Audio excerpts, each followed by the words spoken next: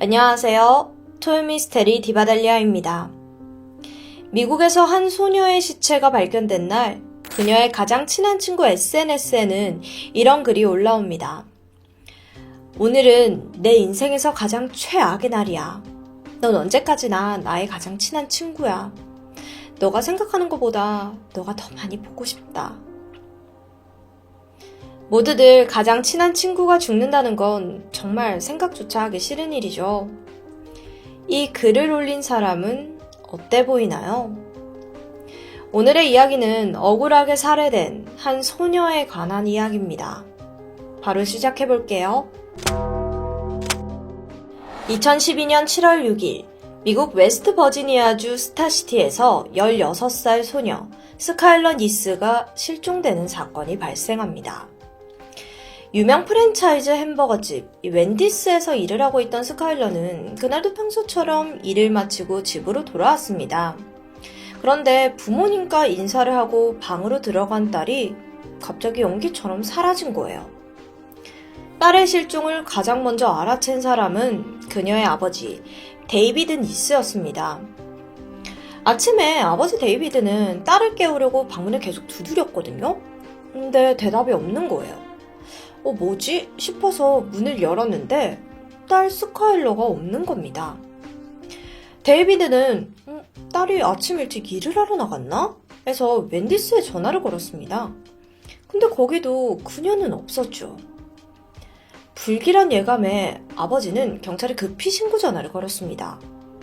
웨스트 버지니아주 경찰은 청소년 실종 사건이라 빠르게 사건 조사에 착수했어요. 하지만 몇 시간 후 그들은 스카일러가 실종이 아닌 가출이라 판단했습니다. 그 이유는 CCTV 영상 때문이었죠. 영상 속에는 그녀가 집 근처에서 회색 자동차를 타고 이동하는 모습이 찍혀 있었거든요. 근데 그 차 주인이 스카일러의 친구 실라 에디였고요. 또 그녀는 몰래 집을 나가기 위해서 창문 앞에 사용된 발 받침대도 발견이 되었습니다. 그래서 경찰은 자발적으로 나갔다고 판단을 한 거죠. 실라는 스카일러 부모님에게 스카일러가 요즘 집에만 있는 게 답답하다고 하길래 레이첼이랑 셋이서 놀러 나갔어요. 라고 했습니다. 즉 스카일러의 기분을 조금 풀어주기 위해서 다른 친구인 레이첼 소프까지 셋이서 몰래 만난 것 같은데요. 세 사람은 1시간 동안 스타시티 동쪽으로 드라이브를 하고 집으로 돌아갔다고 합니다. 실라는 스카일러를 가장 먼저 내려다 주기 위해서 그녀의 집 쪽으로 가고 있었는데 스카일러가 야, 부모님한테 들키면 안 되니까 그냥 여기 집 근처에 내려달라고 이야기를 했대요. 그래서 실라와 레이첼은 알겠어 하고 차에서 내려주고 그녀가 집 방향으로 가는 걸 분명 확인했다고 합니다. 덧붙여 같이 있던 친구가 실종이 되니까 무서워서 바로 말하지 못했다는데요. 그럴 수 있죠. 경찰은 그녀가 자발적으로 집을 나간 게 확인됐으니까 우선 차분히 딸의 연락을 기다려보라고 이야기를 했습니다. 하지만 니스 부부는 우리 딸 가출 아니다, 실종된 거다 재차 주장을 합니다.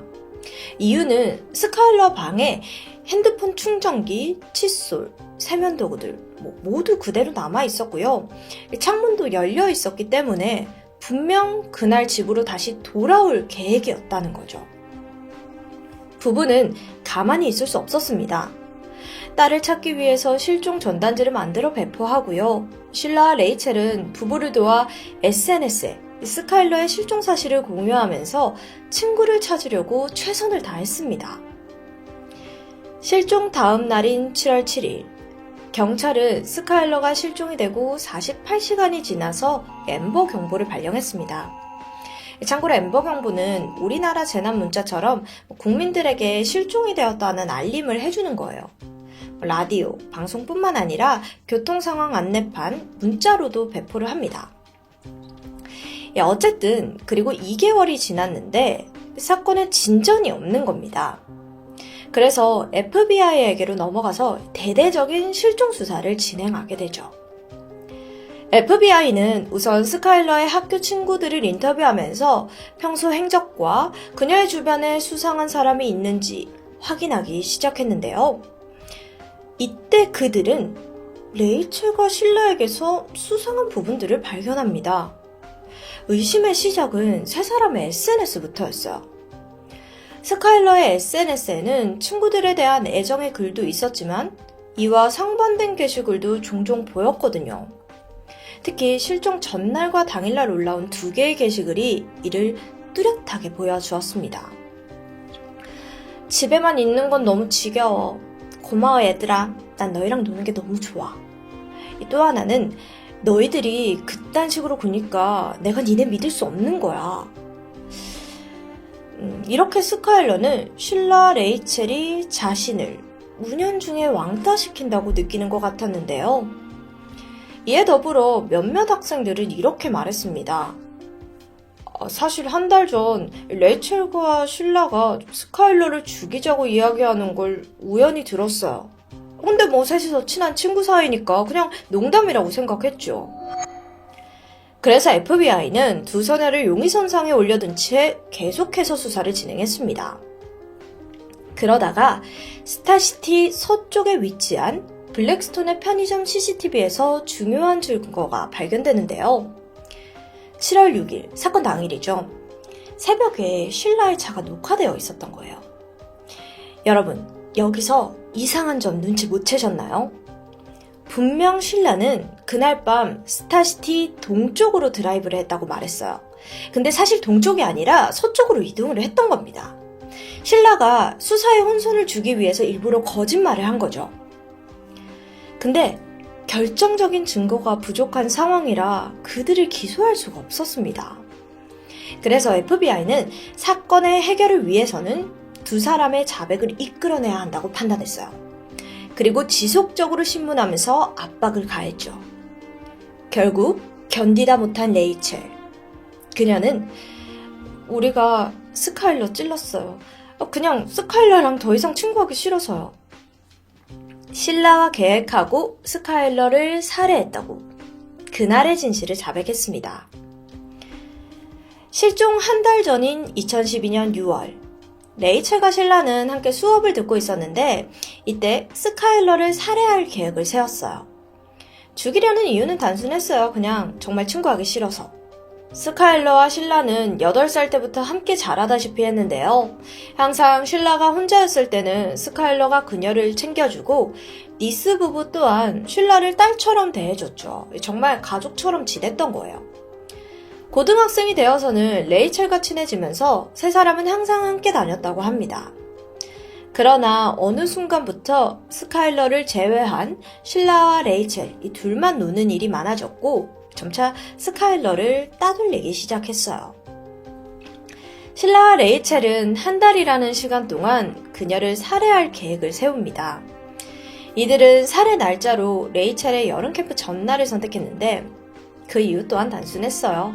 그냥 빨리 일을 해치우고 놀러 가려고 했던 거죠. 두 사람은 아무것도 모르는 스카일러에게 6일 새벽에 너 일 끝나고 같이 놀자 약속을 합니다. 마침 스카일러는 집에만 있기 답답하고 지루했는데 오랜만에 셋이서 놀 생각에 정말 즐거워했어요. 하지만 7월 5일 밤 레이첼은 아버지 집에서 삽을 챙겨 나왔고 같은 시각 실라는 두 자루의 칼과 청소용품, 갈아입을 옷까지 준비해 집을 나섰습니다. 레이첼을 태운 실라는 다시 한번 계획을 확인했죠. 정확히 셋세면 찌르는 거다. 레이첼과 실라는 후드티를 입고 그 안에 칼을 숨겼습니다. 이후 스카일러의 집으로 가 그녀를 태워 펜실베니아주 경계로 이동해요. 스카일러는 아무런 의심도 하지 않았는데요. 가끔 세 사람이 가던 술집이 펜실베니아주 경계에 위치해 있어서 거길 간다고 생각을 했던 거죠. 48km 정도 이동한 실라는 인근 숲에 차를 채우고 담배를 피고 가자고 이야기를 합니다. 그리고 세 사람은 차에서 내렸는데 이때 실라가 말해요. 차 안에 라이터 두고 내렸어. 스카일러 좀 꺼내줄래? 아무런 의심 없이 스카일러는 차에서 라이터를 집어들었죠? 그리고 뒤를 돌아보는 그 순간 하나, 둘, 셋! 쉴라와 레이첼이 스카일러를 잔인하게 찌르기 시작했습니다. 쓰러진 스카일러 위로 쉴라와 레이첼은 계속해서 공격을 이어나갔는데요. 50번이나 넘게 이어진 칼부림에 결국 그녀는 사망하고 말았습니다. 두 사람은 스카일러의 시신을 땅에 묻으려고 했는데 땅이 생각보다 잘 파지지 않는 거예요. 그래서 대충 나뭇가지랑 흙이랑 덮어두고 현장을 떠났습니다. 그녀를 살해 후 레이첼과 쉴라는 그 어떠한 죄책감도 느끼지 않았는데요. 심지어 레이첼은 이 살해 계획을 일부러 캠프 전날에 잡았다고 했잖아요. 진짜 여름 캠프까지 다녀왔습니다. 대단하죠. 2013년 1월 16일 모든 일을 자백한 레이첼은 수사관을 이끌고 스카일러의 시신이 있는 숲으로 향했는데 그녀는 이 근처 어디였는데 정확히는 잘 모르겠어요. 기억하지도 못했습니다. 몇 시간 후 수색 끝에 다행히 한 구의 시신이 발견되었고 DNA 검사를 통해 해당 시신이 스카일러의 시신임을 공식적으로 확인되었죠. 사건의 진상이 모두 드러난 시점에서 경찰들은 쉴라의 체포만을 남기고 있었습니다.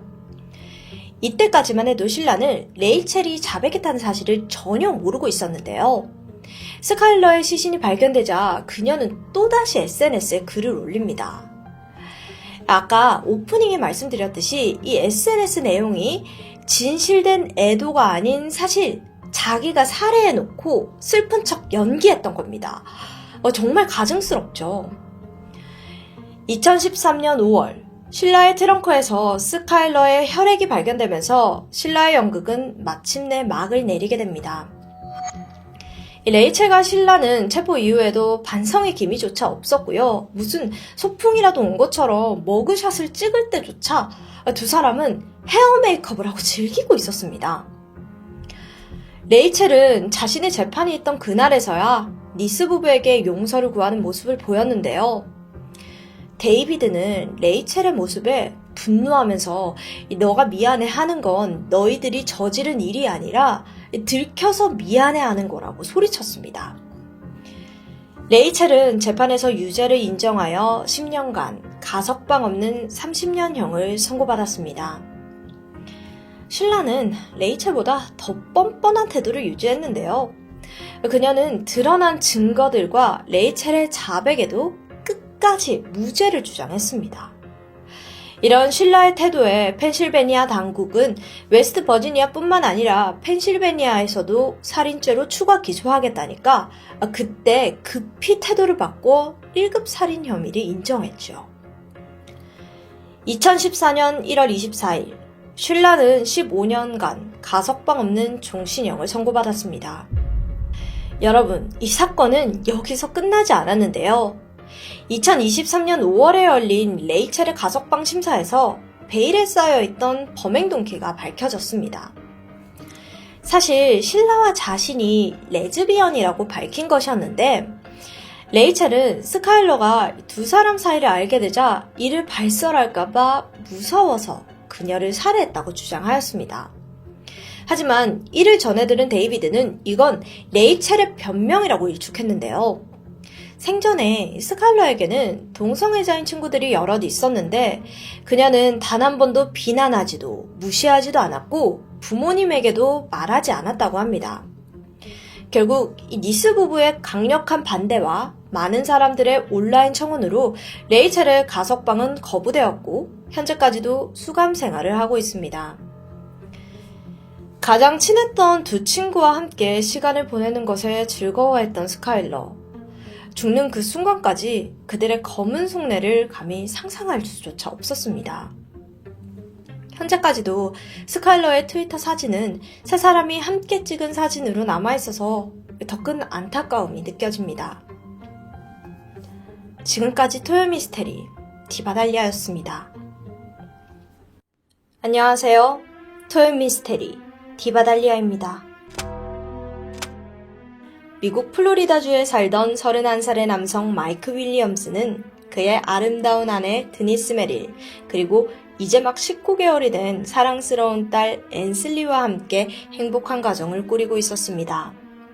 그의 삶을 좀 살펴보면 그는 부동산 중개인으로 일하면서 꽤나 많은 돈을 벌었고 덕분에 일찌감치 가족과 여유로운 생활을 즐길 수 있었습니다. 그런 마이크에게 한 가지 취미가 있는데 바로 호수에서 오리 사냥을 하는 것이었죠. 지난 2000년 12월 16일 이른 새벽부터 마이크는 평소처럼 보트를 끌고 오리 사냥을 준비합니다. 목적지는 집에서 약 100km 정도 떨어진 세미놀 호수. 이날은 부부의 6번째 결혼 기념일이었습니다. 그래서 마이크는 집을 나서기 전에 아내 드니스에게 점심시간 전까지는 돌아오겠다고 약속을 했고, 그리고 짧은 입맞춤을 한 후 발걸음을 옮겼습니다. 그렇게 시간이 흐르고 마이크가 오기로 한 시간이 되었는데 아무런 소식이 없는 거예요. 드니스는 사냥이 조금 길어지나 보다 생각을 했습니다. 하지만 저녁이 되어서도 마이크는 감감무소식이었고 전화를 걸어도 전화를 받지 않는 거예요. 평소 마이크는 약속을 정말 칼같이 지키는 성격이어서 이건 아주 생소한 상황이었죠. 불길함을 느낀 드니스.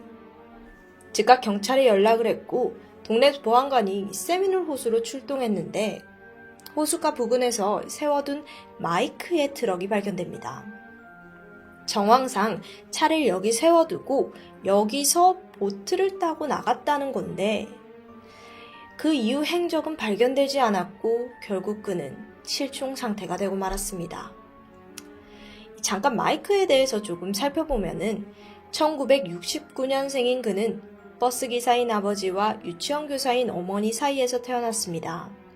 그리 넉넉한 가정은 아니었지만 부모님은 알뜰살뜰히 두 아들을 키웠죠. 그러다 안타깝게도 아버지는 좀 세상을 일찍 떠나셨어요. 그래서 어머니 세럴은 홀로 강인한 양육에 매진합니다. 그 덕에 마이크는 아주 훌륭한 아들로 자라났고 성실하고 공부도 잘하고 사교성 또한 좋았고요. 게다가 이 준수한 외모에 운동까지 잘해서 고등학교 땐 풋볼 선수로 활약한 적도 있습니다. 그러다가 같은 학교 치어리더였던 드니스와 교제를 시작하게 된 거죠.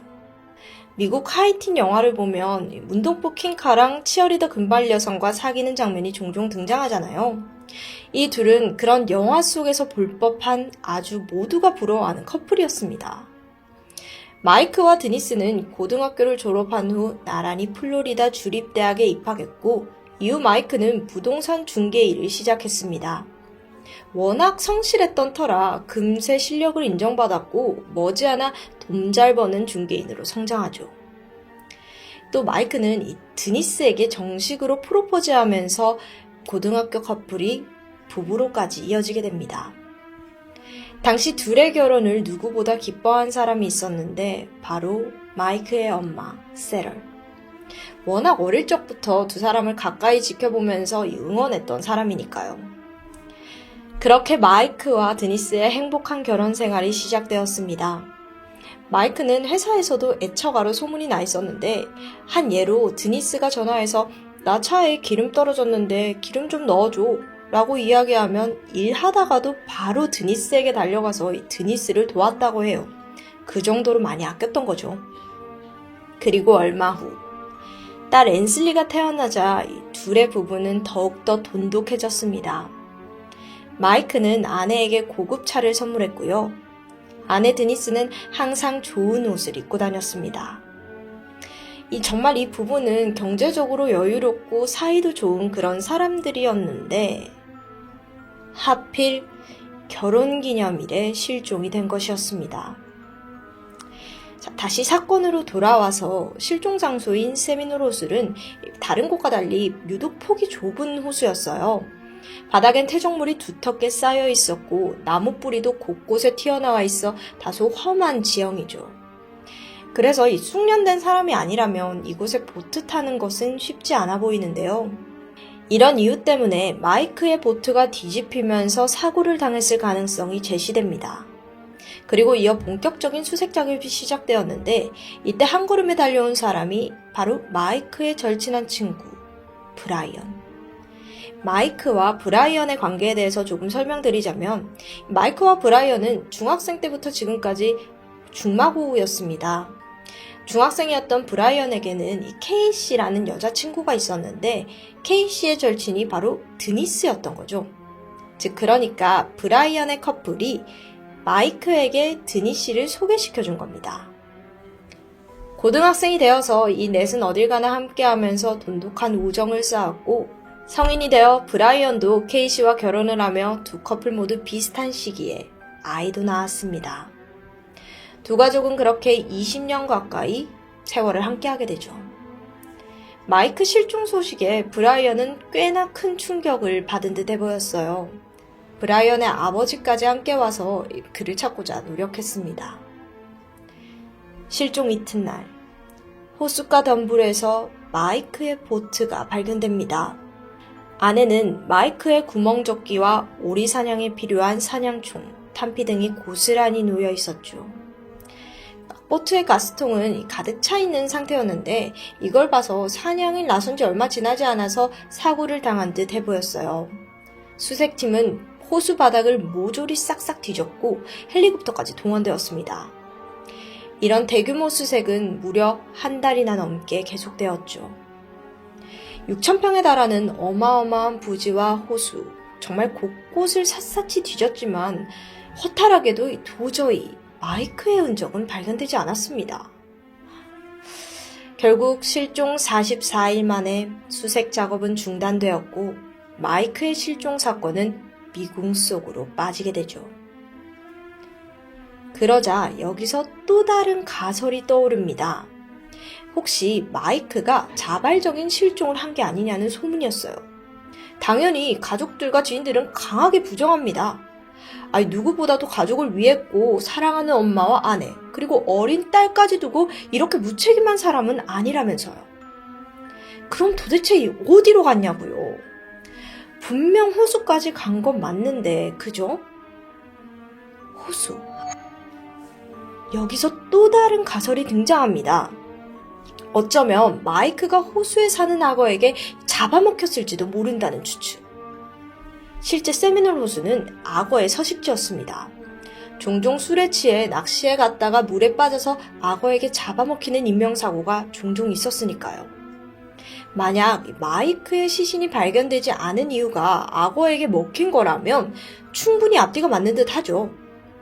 그래서 결론이 이렇게 흘러가나 싶었는데 이때 어머니 세럴은 그렇게 쉽게 아들의 죽음을 인정할 수 없었습니다. 그래서 플로리다 대학의 악어 전문가에게 사건을 의뢰했는데 전문가는 악어에게 잡아먹혔을 가능성은 희박합니다. 라고 말합니다. 이유를 들어보니까 마이크가 실종됐을 당시가 아까 제가 말했던 12월 16일 겨울이잖아요. 12월 중순 악어는 날씨가 추운 겨울에는 움직이지 않는 습성이 있고 심지어 이때는 먹이 사냥도 하지 않는다네요. 이것만이 아닙니다. 실제로 악어가 다 큰 성인을 삼키는 경우는 정말 드물다고 해요. 통째로 삼키는 경우요. 만약 잡아먹혔더라도 팔다리 같은 신체 일부분이 분명히 남아있어야 한다는 게 전문가의 의견이었습니다. 세럴은 여기에 희망을 품었습니다. 그녀는 희망을 놓지 않고 계속해서 아들을 찾아 헤매요. 목격차를 찾는 광고도 하고 실종 전단지도 나눠주고 정말 엄마로서 할 수 있는 모든 최선을 다했습니다. 한편 아내 드니스는 하루하루 힘들어하면서 눈물로 시간을 보냈습니다.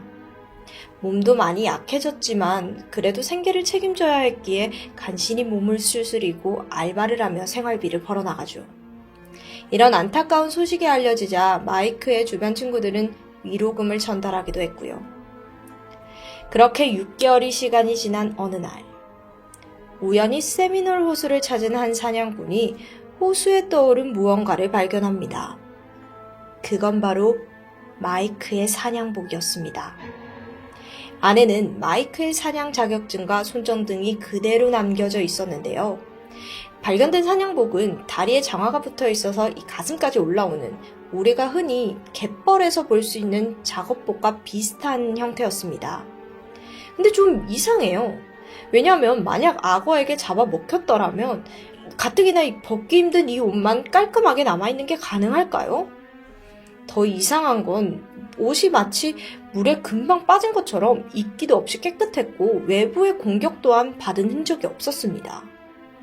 그리고 손전등 또한 6개월이나 물에 있었으면 분명히 이 전원이 켜지지 않아야 되잖아요.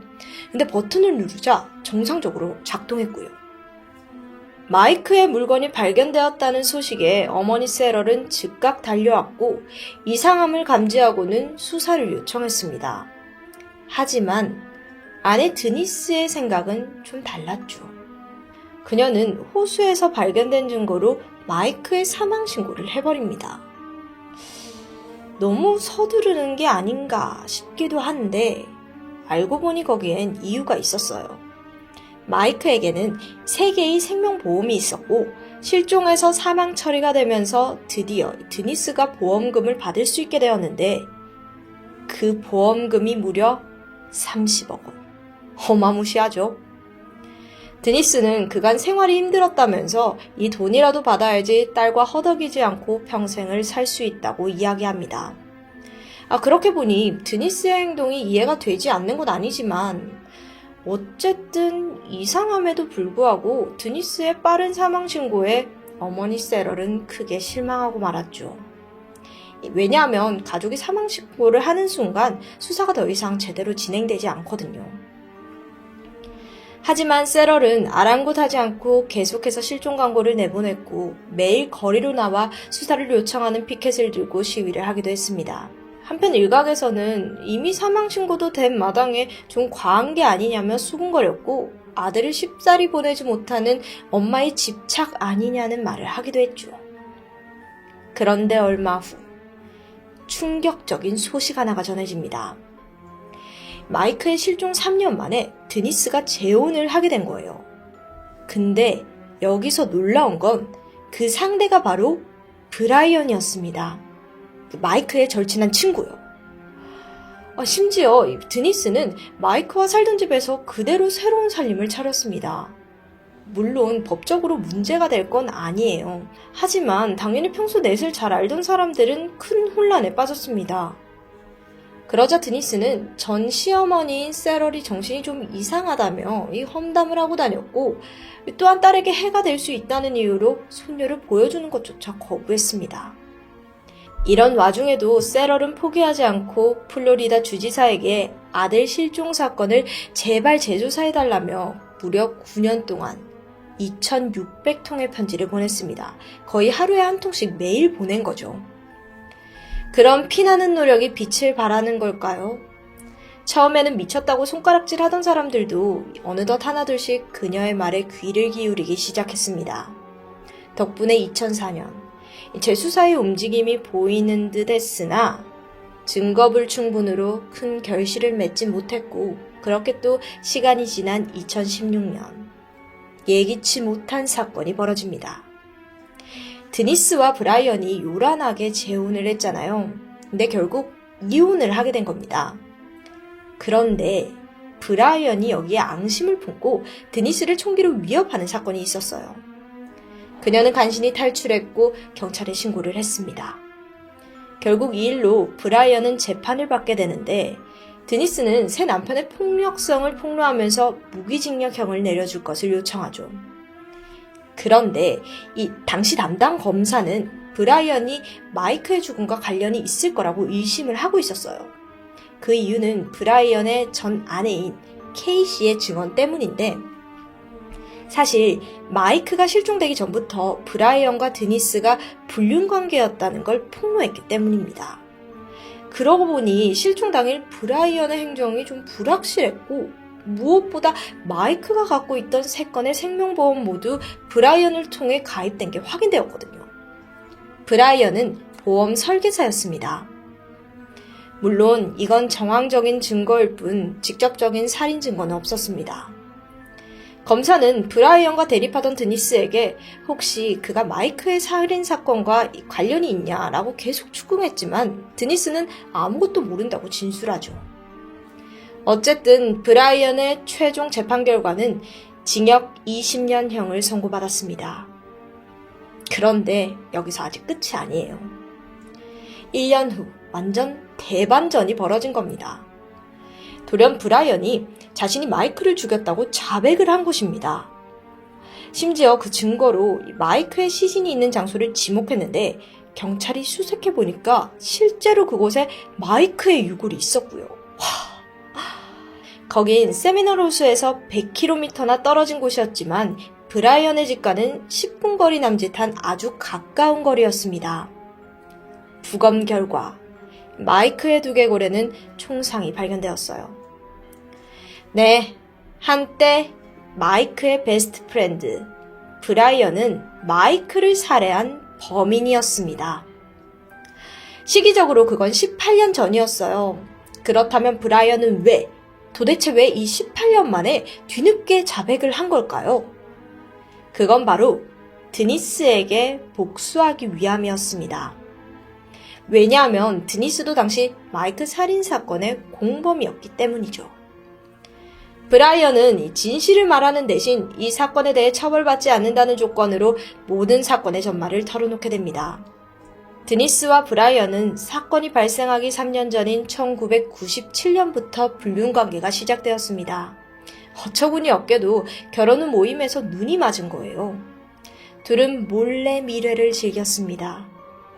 브라이언은 아내와 이혼할 생각이었었지만 정작 드니스는 마이크와 이혼할 생각이 전혀 없었습니다. 이혼녀라는 타이틀도 싫었고 무엇보다도 마이크와 이혼을 하게 되면 딸의 양육권을 나눠 갖는 것도 원하지 않았기 때문이었어요. 그럴 바에야 차라리 마이크가 죽어버리는 게 낫다고 생각을 하게 된 거죠. 그럼 자신은 가엾은 미망인의 이미지를 유지한 채 심지어 마이크의 보험금으로 풍족하게 살아갈 수 있으니까요. 그렇게 드니스와 브라이언은 마이크의 살인 계획을 세우기 시작했습니다. 여러 의견 끝에 최종적으로 선택한 것은 브라이언이 마이크와 단둘이 오리 사냥을 가서 그를 물에 빠뜨린 뒤 사고사로 위장하는 것. 사건이 벌어지기 전날 밤 브라이언은 아내 케이시에게 미리 수면제를 먹여 그녀를 깊게 재웠습니다. 자기가 마이크와 사냥 가는 것을 케이시는 몰라야 했으니까요. 그리고 마이크에게 연락을 해서 새로 알게 된 사냥 스팟이 있다 라면서 약속을 잡습니다. 다음날 새벽, 둘은 세미놀 호수로 떠났습니다. 아내 드니스는 이 모든 걸 알고 있었죠. 그리고 보트에 올라탄 브라이언은 호수 한가운데로 배를 몰았고 잠시 후 마이크를 보트에서 일어나게 유도했습니다. 마이크가 천천히 일어나자 그리고 있는 힘껏 밀어 그를 물에 빠뜨렸죠. 그런데 이게 일이 예상치 못하게 흘러간 거예요. 마이크가 호수 가장자리 나뭇가지를 잡고 버티고 있는 겁니다. 당황한 브라이언. 결국 그는 미리 준비한 총을 꺼냈고 발버둥 치는 마이크를 향해 두 발을 발사합니다. 마이크는 쓰러졌고 고요해진 호수. 브라이언은 그제서야 그를 물에서 끌어올렸죠. 이미 총상을 입은 이상 시신을 여기에 두면 타살이 들통나니까요. 그래서 자신의 트럭에 시신을 싣고는 집 근처에 묻어버렸습니다. 그리고 실종 소식에 놀란 듯 달려와서 눈물을 보였던 거죠. 악어의 눈물이네요. 그리고 또 기억하시죠? 6개월 만에 호수에서 사냥복이 발견된 것. 그것 또한 브라이언의 짓이었습니다. 마이크의 죽음을 사실화해서 드니스가 거액의 보험금을 타개하려는 목적이었고요. 이렇게 18년 만에 드러난 두 사람의 공무. 재판이 열리는 동안 브라이언은 매우 감정적인 모습을 보였습니다. 반면에 드니스는 어떠한 감정 기복이나 표정 변화도 없이 그저 무표정한 얼굴로 앉아 있었고 그녀의 변호사는 드니스는 아무것도 몰랐다고 주장했지만 받아들여지진 않았죠. 재판 결과 드니스는 가석방 없는 무기징역을, 브라이언은 자백했다는 이유로 2033년 그의 나이 63세에 풀려나는 조건으로 수감 중이죠. 미제 사건이 이렇게 18년 만에 극적으로 술술 풀리는 경우가 참 드문데요. 사건이 전말이 드러나게 된 계기는 공범인 드니스와 브라이언의 불화입니다. 또 한편으로는 어머니 세럴의 간절한 노력도 있었죠.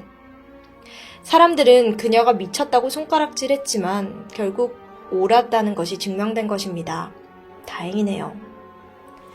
진실이 밝혀지면서 이제 어머니는 아들의 죽음을 받아들이기로 했는데요. 18년이라는 세월의 고통을 그 누구도 쉽게 헤아릴 순 없지만 더 이상의 고통은 없길 바랍니다. 지금까지 토요 미스테리 디바달리아였습니다.